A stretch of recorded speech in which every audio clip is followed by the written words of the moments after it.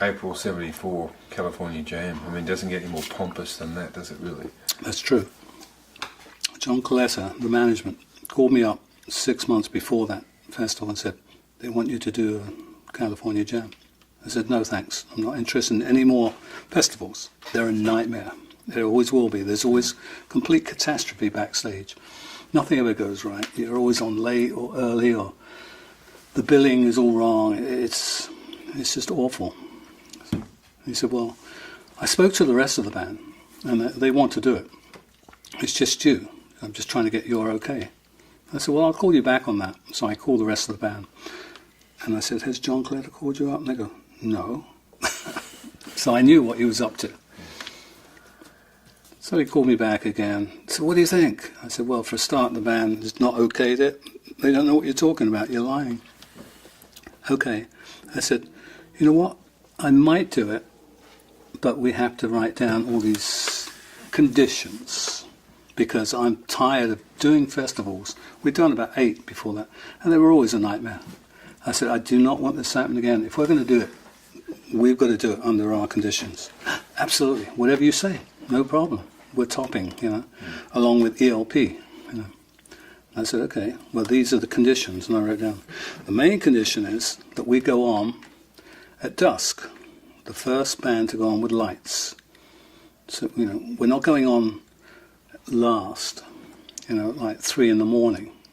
We're going to go on at dusk, which is 9 o'clock, around there. And I said, we'll be the first band with lights, because that's important.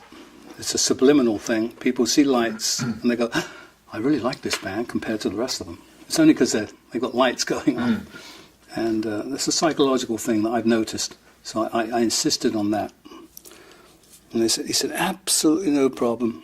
The next day, I got there, I think at 5 or 6 o'clock, flown in by helicopter, because there's so many people. And I was going to relax, have a few drinks, just tune up and play, a few things to do with the guitar. Next minute, I think it was about 6:30, knock on the caravan door. Right, you're on. I went, we're not on. It's broad daylight, that's the whole point. It's got to be dusk and dark, going dark first.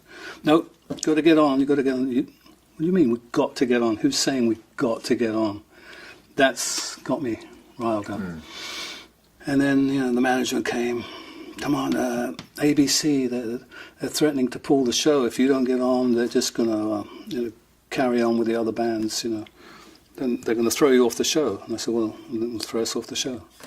You know how much emphasis I put into saying it's got to be dusk. That's 3 hours from now. And they're like, no, you've got to go on, you've got to go on. I said, no. Stuff it, and I closed the door and bolted it. So for the next hour, there's nothing but hammering on the door. You got to come on, you got to get on. Are you laughing, or are you? No, I'm seething at this point because the rest of the band going, yeah, okay, come on, let's just go on, let's get on and get it over with. And I'm like, no, that's absolutely not right. With all the fuss that what I put into, going back 6 months previously and telling Coletta. It went nowhere. Obviously, he didn't tell anybody, as usual. Managements do that. So I was going, nope. Well, they're going to throw us off. I said, throw us off the show. I don't care. I don't care anymore. I am not going on now at this point. So and then I had the band coming to my caravan. We ordered little caravans. Come on, Rich, let's just go on. It's too much aggravation. I'm going, no, come on. You've got to stick to your guns. You can't have them just tell us when to go on when we've made it a big thing in a contract. It was such a big deal that I made about it.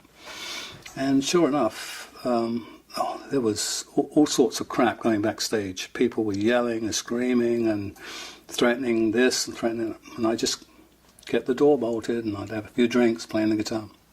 I was not going to go on. And I thought, that's it. We're going to be thrown off the show. But, principle here. It's the principle. And, of course, there was about 2 hours of no bands on whatsoever.